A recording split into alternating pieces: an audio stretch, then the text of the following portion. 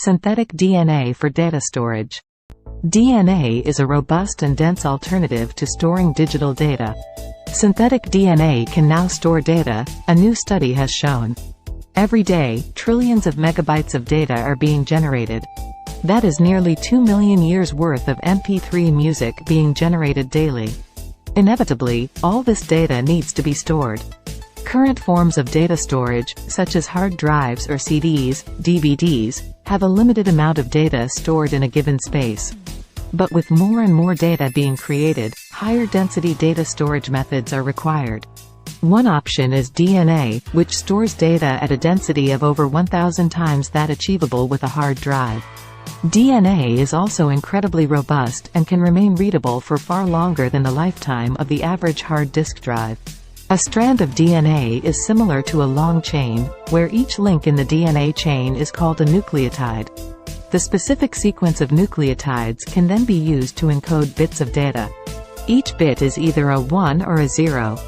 As Olgica Milankovic explains, with the 4 naturally occurring nucleotides, A, T, C, G, you can store 2 bits per nucleotide, 00, for A, 01, for T, 10, for G, and 11, for C.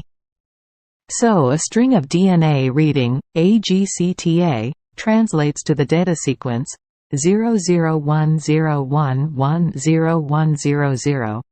But if 8 types of nucleotides are used, 50% more information. 3 bits can be stored per nucleotide 000, 00101, 010, 011, 100, 101, 110, and 111. This means the same amount of data can be stored in a shorter string DNA.